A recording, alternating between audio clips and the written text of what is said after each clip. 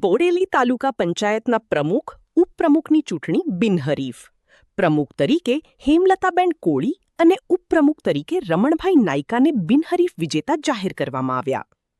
બોડેલી તાલુકા પંચાયતની આજે બોડેલી પ્રાંત અધિકારીની અધ્યક્ષતામાં મળેલી પ્રથમ બેઠકમાં તાલુકા પંચાયતના પ્રમુખની ચૂંટણી યોજાઈ હતી, જેમાં ગઈકાલે પ્રમુખ અને ઉપપ્રમુખ માટે માત્ર એક જ ઉમેદવારી પત્ર ભરાતા આજે માત્ર ઔપચારિકતા જ બાકી રહી હતી અને તાલુકા પંચાયતના 24 સદસ્યોમાં ભારતીય જનતા પાર્ટીના 19, ભારતીય રાષ્ટ્રીય કોંગ્રેસના 2, અપક્ષ 2 અને આમ આદમી પાર્ટીના 1 સદસ્યનો સમાવેશ થયો હતો. આ તમામ તાલુકા પંચાયતના સદસ્યો પ્રથમ સભામાં ઉપસ્થિત રહ્યા હતા.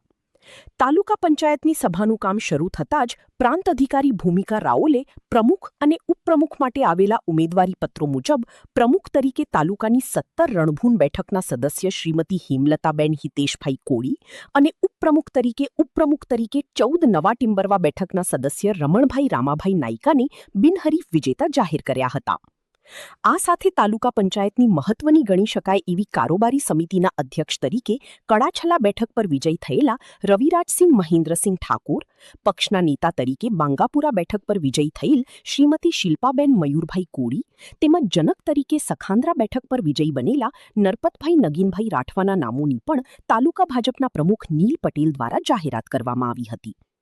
તાલુકા પંચાયતની આજે મળેલ પ્રથમ સભામાં જબુગામ બેઠક પરથી વિજયી બનેલા ભારતીય કોંગ્રેસના ઉમેદવાર દિલીપભાઈ રાઠવાએ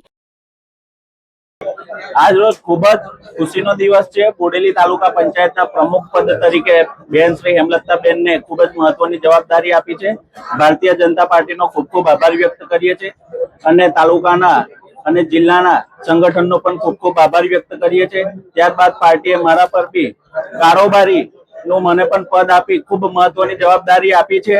ત્યારે અમે તમામ સભ્યશ્રીઓ ખરેખર પાર્ટીનું અને જનતાનું નીચેના છેવાડા સુધીના તમામ માણસોને કામનો પૂરેપૂરો વિશ્વાસ આપી ને પૂર્ણ કરીશું એવી આજે અમારી લાગણી છે. તેઓ આપ સમક્ષ અમે રજૂ કરીએ છીએ. આજ રોજ બોડેલી સેવા સદન ખાતે બોડેલી તાલુકા પંચાયતના પ્રમુખ અને ઉપપ્રમુખની વરણી માટેની પ્રથમ મીટિંગ રાખેલ હતી, જેમાં પ્રમુખ તરીકે ભારતીય જનતા પાર્ટીના હેમલતાબેન કોલી, ઉપપ્રમુખ તરીકે રમણભાઈ નાયકા તેમજ કારોબારી અધ્યક્ષ તરીકે રવિરાજસિંહ ઠાકોરની વરણી કરવામાં આવી છે. સાથે સાથે અમારા તાલુકા પંચાયતમાં 26માંથી 19 સભ્યો જીતેલા હતા અને કોંગ્રેસના માત્ર 2 જીતેલા હતા. તેમાંથી એક આપણે જબુગામ તાલુકા પંચાયતમાં દિલીપભાઈ લક્ષ્મણભાઈ રાઠવા જેઓ વિજેતા થયા હતા. તેઓ આજે પ્રથમ મિટિંગમાં જ ભારતીય જનતા પાર્ટી સાથે મળી અને વિસ્તારનો વિકાસ થાય તે માટે ભારતીય જનતા પાર્ટીમાં જોડાયા છે.